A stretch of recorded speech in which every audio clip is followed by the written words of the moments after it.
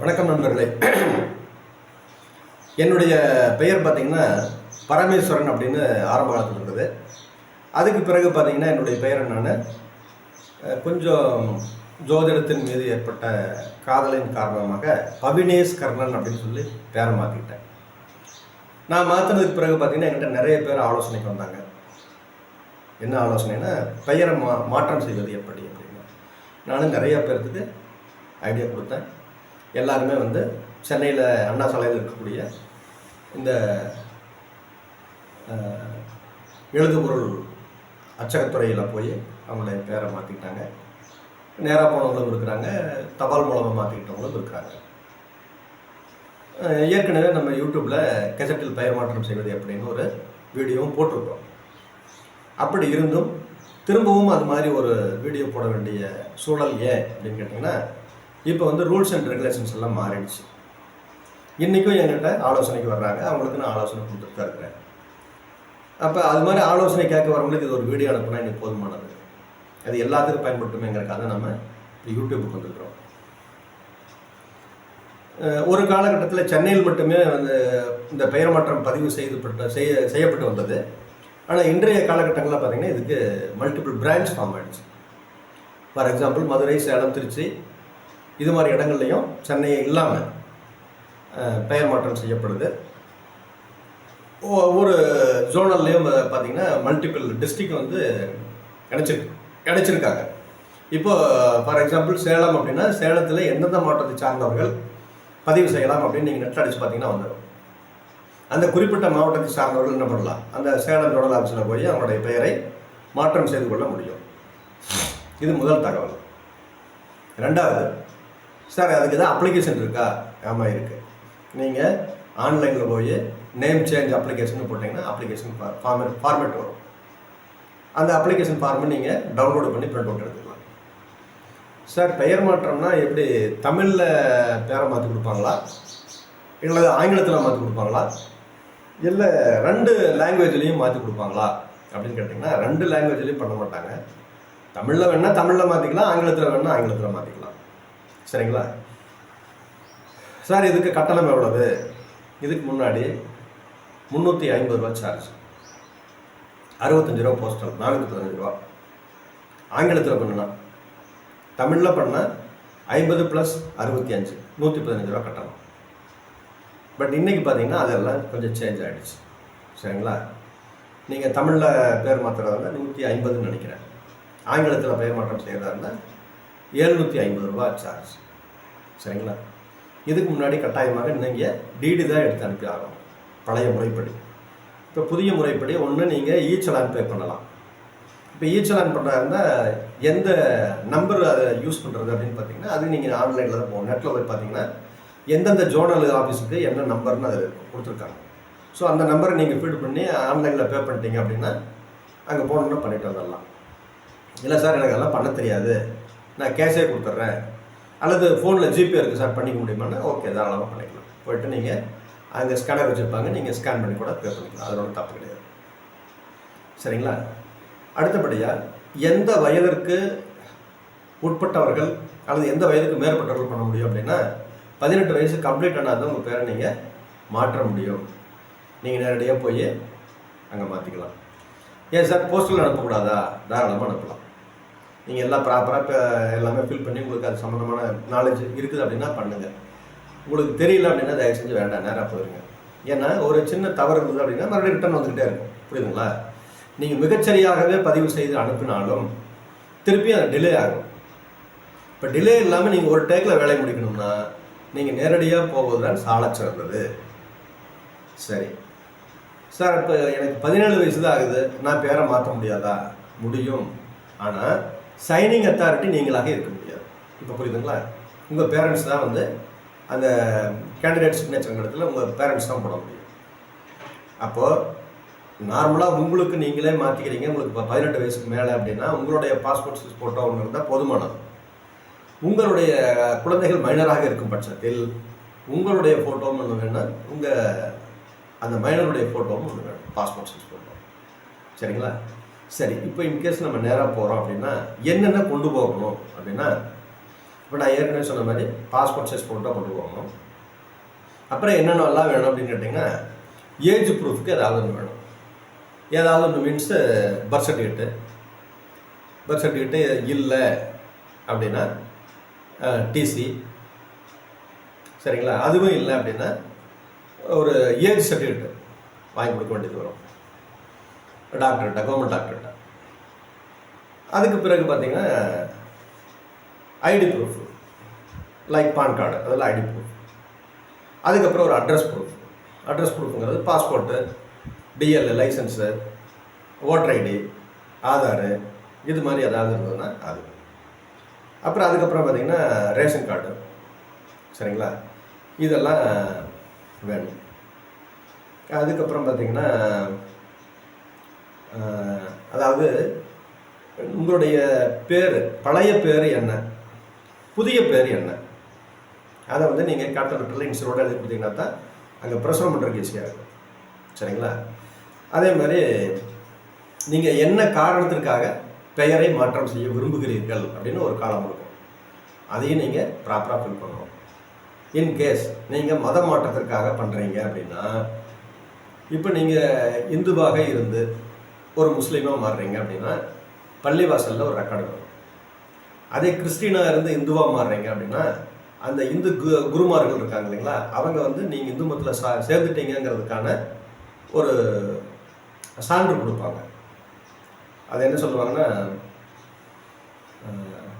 ஆதீனம்னு சொல்லுவாங்க இல்லையா, அது மாதிரி ஒரு நிலையில் உள்ளவங்க அதை கொடுக்கணும்.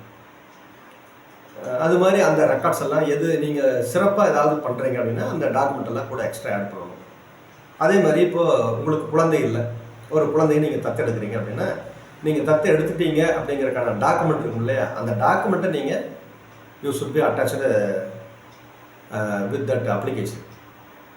அந்த டாக்குமெண்ட்டில் கூட சில விஷயங்கள் இருக்குது, அதையும் நீங்கள் தெரிஞ்சுக்கணும். இப்போ ஜஸ்ட்டு நான் வந்து ஒரு குழந்தைய ஒருத்தர்கிட்ட நான் வாங்கிட்டேன் அப்படிங்கிறதுக்கு ரெக்கார்டாக ஒரு சிலர் என்ன செய்வாங்கன்னா நோட்டரைஸ்டு என்று சொல்லக்கூடிய ஒரு நோட்டரி பப்ளிக் அட்வொகேட்கிட்ட போய் அந்த பதிவை பண்ணிக்குவாங்க.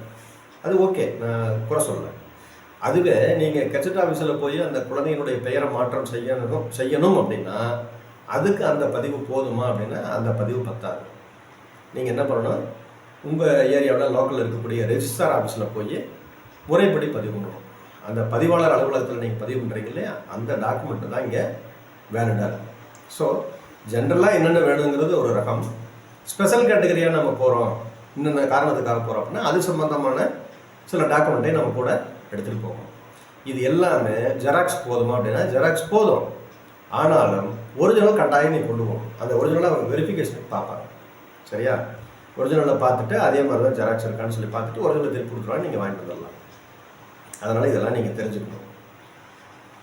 அதுக்கப்புறம் என்ன காரணத்துக்காக பேரை மாற்றுறாங்க? ஒன்ஸு அவங்க அப்பா அம்மா பேரை வச்சா விட்டுற வேண்டியதானே. இது எதுக்கு இதுக்கு தனியாக ஒரு ஆஃபீஸு இத்தனை பேர் மாற்றிட்டு இருக்கிறாங்க? பார்த்தீங்கன்னா மாதத்துக்கு ஆயிரக்கணக்கான பேர் லட்சக்கணக்கான பேர் பேரை மாற்றுறாங்க. இது எதுக்கு அப்படின்னு நிறைய பேர் நினைக்கலாம். அது எதுவுமே தனக்கு வரும்போது தான் தெரியும் அந்த கஷ்டம் என்னங்கிறது, சரிங்களா? பொதுவாக வேடிக்கை பார்க்குறவங்க 10 பார்க்கும்போது அதனுடைய அருமை தெரியாது. அந்த ஒரு கஷ்டமான காலகட்டத்தில் அனுபவிக்கிறவங்களுக்கு அதனுடைய வழி தெரியும். சரி, அதையும் நம்ம என்னென்னு தெரிஞ்சுக்குவோம். இப்போது சாதாரணமாக பார்த்தா இப்போ எனக்கு ஒரு பேர் வச்சுருக்காங்க, அந்த பேர் எங்கள் குலதெய்வத்து பேருன்னு வச்சுருக்காங்களேன். முனுசாமின்னு வச்சுருக்காங்க, முனியப்பன்னு வச்சுருக்காங்க, எங்கள் இப்போ குலதெய்வம் வந்து முனியப்பன்னு வச்சுருக்காங்க. அப்போது எனக்கு அந்த பேர் பிடிக்கல. என்ன லேட்டஸ்ட்டாக எத்தனையோ பேர் இருக்குது, முனியப்பன் கிடிப்பன்னு பேர் வச்சுருக்காங்க அப்படின்னு நினச்சிக்கிட்டு நான் எந்த ஒரு விஷயமும் இல்லாமல் அந்த பேர் பிடிக்கல அப்படிங்கிற ஒரே காரணத்துக்காக லேட்டஸ்ட்டாக ஏதாவது ஒரு பேர் வைக்கிறேன் அப்படின்னு வச்சுக்காங்க. ஸோ இது மாதிரி காரணத்துக்காக பெயரை மாற்றுவாங்க. ரெண்டாவது எழுத்து பிழை. ஃபார் எக்ஸாம்பிள் இப்போ என்னுடைய பேர் பவினேஷ் கர்ணன். அந்த கர்ணன் அப்படிங்கிறத ஒன்றில் கர்ணன் இருக்கும், இன்னொரு டாக்குமெண்ட்டில் கண்ணன் இருக்கும். அல்லது பவினேஷ்னு இப்போ இங்கிலீஷில் எழுதும்போது ஒரு சிலர் பவினேஷ்க்கு PAVINES போடுவாங்க, சிலர் அந்த எஸ்ஸு கூட ஒரு ஹெச் சேர்த்து போட்டுருவாங்க. புரியுதுங்களா? நம்ம தமிழில் பவினேஷ் கர்ணன் சொன்னோன்னா அவங்க பாட்டுக்கு இங்கிலீஷில் எழுதும்பொழுது ரெக்கார்டு படி பொறுமையாக கேட்டு இன்சியல் என்ன ஸ்பெல்லிங் என்னன்னு கேட்டு ப்ராப்பராக எழுதி பண்ணியிருந்தா ஓகே தான். பட் எல்லா நேரங்கள்லையும் அது பாசிபிலிட்டியானா சில நேரங்களில் பாசிபிள் இல்லை, ஏதோ ஒரு வகையில் தவறு நடந்து போகுது. அல்லது கிளரிக்கல் மிஸ்டேக், அவங்க டைப் பண்ணும்போது கூட தவறு நடந்திருக்கலாம். ஸோ இது மாதிரி ஏதாவது ஒரு எழுத்து மாறி இருந்தாலும் கூட பல நேரங்களில் அது நமக்கு சிக்கலில் வந்து முடிஞ்சிடும். உதாரணமாக பார்த்தீங்கன்னா, இந்த பாஸ்போர்ட்டு எடுக்கும்போது, அப்புறம் எக்ஸாம் எழுதும்போது, இது மாதிரி நேரங்கள்லாம் அது மாதிரி பிரச்சனைகள் நிறையா பேருக்கு வரும். ஒரு குறிப்பிட்ட நேரத்துக்குள்ளே அதை செய்தே ஆகணும் அப்படிங்கிற மாதிரி வருவாங்க. அப்புறம் பார்த்திங்கன்னா, நான் ஏற்கனவே சொன்ன மாதிரி மதம் மாறுதல், அது மாதிரி மதம் மாறுறதுனாலையும் அவங்களுக்கு தேவைப்படும். அந்த பேரை மாற்ற வேண்டியது வரும். ஒரு இந்து வந்து கிறிஸ்டினாக மாறுறாரு அப்படின்னா, அந்த இந்து பேரை வந்து ஒரு கிறிஸ்டின் பேரை கன்வெர்ட் பண்ணி தான் ஆகணும். அப்போ வந்து அதுக்காக பேர் மாற்றுவாங்க. அதுக்கப்புறம் பார்த்திங்கன்னா, இப்போ ஒரு லேடி இருக்காங்க, அவங்க கணவர் வந்து தவறிடுறாரு. இந்த அம்மா சின்ன வயசு, இன்னொரு மேரேஜ் பண்ணிக்கிறாங்க இறந்ததுக்கு பிறகு. அப்போ புதுசாக சேர்த்துக்கிட்ட கணவருடைய இன்சியில் மகனுக்கு இன்சியில் வைக்கணும்னு நினைப்பாங்க. அதே மாதிரி ஒரு பெண் வந்து வீட்டுக்காரரை டிவோர்ஸ் பண்ணிடுறாங்க, செகண்ட் மேரேஜ் பண்ணுறாங்க. அப்போ அவங்களுடைய குழந்தைகளுடைய இன்சியில் மாற்றணும்னு விரும்புவாங்க. அப்போ கூட அவங்க பயாலஜிக்கல் ஃபாதராக மாற முடியுமான்னா இட் இஸ் இம்பாசிபிள். ஆனால் அவங்க ஸ்டெப் ஃபாதர் அப்படிங்கிற லெவலில் தாராளமாக வந்து அங்கே சைன் பண்ண முடியும். ஸோ இதையும் நம்ம தெரிஞ்சுக்கணும்.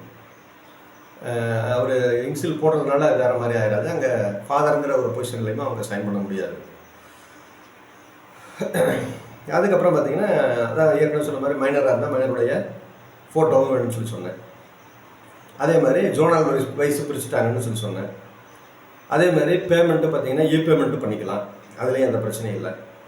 அப்புறம் ஒரு சிலர் பார்த்திங்கன்னா, அவங்க பெயர் மாற்றம் செய்ததுக்கு பிறகு நான் வந்து இது மாதிரி இந்த பேரில் இருந்த நான் இன்றைய தேதியிலிருந்து இந்த பெயரில் அழைக்கப்படுவேன் அப்படின்னு ஒரு அறிவிப்பு கொடுக்கணும். அது விளம்பரம் இல்லை, அறிவிப்பு, நோட்டிஃபிகேஷன். அது வந்து பேப்பரில் கொடுக்கணும். எல்லாத்துக்குமே அது அவசியமான ஒரு சிலர் தேவைப்படுறதில்லை. பட் தேவைப்படுறவங்க அதை செஞ்சுக்கணும். அதுதான் கரெக்டு. ஏன்னா அதுதான் அவங்களுக்கு ரெக்கார்டு. அதுக்கப்புறம் பார்த்திங்கன்னா, நிறைய பேருக்கு ஒரு குழப்பம். சார், இப்போ என் பேர் கர்ணன், நான் கண்ணன்னு என் பேரை மாற்றணும். இப்போ அந்த ஃபார்மேட்டில் நான் என்ன கையெழுத்து போடுறது? புதிய பேர் வச்சுக்கணும் இல்லையா, அந்த பேருக்கான கையெழுத்து போடுறதா, பழைய பேருக்கான கையெழுத்து போடுறதான்னு ஒரு டவுட் வரும். அதாவது புதுசாக பேர் மாற்றி கொடுங்கன்னு தான் நீங்கள் அப்ளை பண்ணுறீங்க. அது வரைக்கும் நீங்கள் பழைய ஆள் தான் இல்லையா? அப்போ நீங்கள் பழையபடி தான் கையெழுத்து போடணும். அதுதான் கரெக்ட். புது பேரில் நீங்கள் கையெழுத்து போட முடியாது. அப்புறம் முடிஞ்ச வரைக்கும் மேக்ஸிமம் எல்லாமே இந்த ஒரு பேரில் ஒரு சின்ன சின்ன மாற்றங்கள் தான் கொண்டு வரனால மேக்ஸிமம் சிக்னேச்சர் மாறாது. இந்த மதம் மாறுறவங்க, முதல் எழுத்து முழுக்க மாறுறவங்க, கம்ப்ளீட்டாக என்டையராக நேம் சேஞ்ச் பண்ணுறவங்க தான் இந்த சிக்னேச்சர் மாற்றுற மாதிரியான சூழ்நிலை வருமே தவிர மற்றதில் சற்றேறக்குரிய சரியாக தான் போயிடுது. அதனால் அது ஒன்றும் பிரச்சனை இல்லை. அதுக்கப்புறம் பார்த்திங்கன்னா, அந்த அப்ளிகேஷன்லலாம் நீங்கள் பேர் எழுதும்போது ரொம்ப கவனமாக எழுதணும். எல்லாமே சின்ன சின்ன பாக்ஸ் இருக்கும். ஒவ்வொரு பாக்ஸ்க்குள்ளே ஒரு எழுத்து வர்ற மாதிரி ப்ராப்பராக எழுதணும். இல்லைன்னா நீங்கள் திரும்ப திரும்ப எழுத வேண்டியது வரும். அதை கொஞ்சம் கவனமாக பார்த்து எழுதுங்க.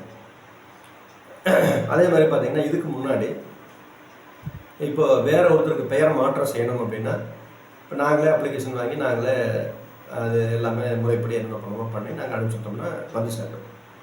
பட் இன்றைக்கி இருக்கிற சூழ்நிலையில் அப்படியெல்லாம் பண்ண முடியாது. யாருக்கு சம்மந்தப்பட்டவங்க யாரோ அவங்க கட்டாயம் போய் ஆகணும். நீங்கள் சொல்லுவீங்க, இல்லை சார் எங்கள் அப்பாவுக்கு வயசு 90, அதனால் அவர் வர முடியாது சார், நான் வந்திருக்கிறேன். அப்படிலாம் இல்லை. 90 வயசானால நீங்கள் அவங்கள கூட்டிகிட்டு போய்தான். சார் பிறந்த குழந்தை சார், ஹாஸ்பிட்டலில் நாங்கள் எங்கள் அம்மா தெரியாமல் ஒரு கூப்பிட்ற பேரை சொல்லிட்டாங்க சார், வழக்கத்துக்கு கூப்பிட்ற பேர் சொல்ல முடியாது, எங்கள் குழந்தைகளுக்கு பேர் வச்சுட்டாங்க சார், அந்த பேர்லேயே ஹாஸ்பிட்டலில் கொடுத்துட்டாங்க, இப்போ நாங்கள் பேரை மாற்றணும் சார். எதுவாக இருந்தாலும் அந்த சின்ன குழந்தையாக இருந்தாலும் நீங்கள் குழந்தைய எடுத்துகிட்டு போகிறது தான் சாலை சிறந்தது. நீங்கள் அங்கே போயிட்டீங்க அப்படின்னா, இது எங்கே இருக்குன்னா, இப்போ நம்ம ஏரியாவுக்கு பார்த்தீங்கன்னா சேலத்தில் இருக்குது. சேலத்தில் வந்து சிட்கோ வளாகம்னு ஒன்று இருக்குது 5 ரோட்டில். அங்கே போனீங்க அப்படின்னா காலையில் ஒரு 10 மணிக்கு போனீங்க அப்படின்னா உங்களுக்கு டோக்கன் கொடுப்பாங்க. டோக்கன் கொடுத்து அங்கே மரத்தில் உட்கார வச்சுருவாங்க சேரில். ஸ்டெப் பை ஸ்டெப்பாக ஒருத்தர் அனுப்புவாங்க. அப்போ உங்கள் பீரியட் வரும்போது நீங்கள் உள்ளே போய்க்கலாம். அப்படி போய் பதிவு பண்ணிட்டு வர்றது தான் வந்து சிறப்பாக இருக்கும். அப்போ ஒரு சிலர் வந்து நேரில் வர முடியல அப்படி இப்படி எல்லாம் சொல்கிறாங்க இல்லையா, அது என்ன பண்ணினாலும் அது அவங்க வந்து தான் ஆகும். ஸோ அதில் மாற்றம் இல்லை. அதே மாதிரி ஒரு 60 வயசுக்கு மேற்பட்டவங்க அப்படின்னா, இதுக்கு முன்னாடியெல்லாம் வந்து இது மாதிரி தொந்தரவு இல்லை. அதாவது லிவிங் சர்டிஃபிகேட் அப்படின்னு சொல்லிட்டு அவங்க இன்னும் உயிரோடு தான் இருக்கிறாங்க அப்படின்னு ஒரு சான்று வாங்கினா போதும். இப்போ வந்து அப்படி இல்லை. 60 வயசுக்கு மேற்பட்டவங்களாக இருந்தாலும் சரி, 60 வயசுக்கு கீழே உள்ளவங்களாக இருந்தாலும் சரி, கண்டிப்பாக நேரில் தான் போகணும். சரிங்களா? ஸோ இந்த விஷயங்கள் எல்லாம் நீங்கள் இந்த யூடியூப் மூலமாக புரிஞ்சுக்கிட்டீங்க அப்படின்னா, நீங்கள் போனோம்னா ஒரு டேக்கில் என்ன பண்ணலாம், டக்குன்னு இந்த ஆலோசனையை கேட்டுட்டு போன உடனே ஒரே நாளில் உங்கள் வேலையை முடிச்சுட்டு வந்துடலாம். உங்களுக்கு வீடு தேடி என்ன ஆயிரும், அந்த கெசட்டில் மாற்றப்பட்ட பத்திரிகைகள் ஒரு 5 செட்டு புக்கு உங்கள் வீடு தேடி வந்துடும். உங்களுக்கு எந்த பிரச்சனையும் இல்லை. சரிங்களா? இந்த வீடியோ உங்களுக்கு ரொம்ப யூஸ்ஃபுல்லாக இருக்கும்னு நான் நம்புகிறேன். நன்றி.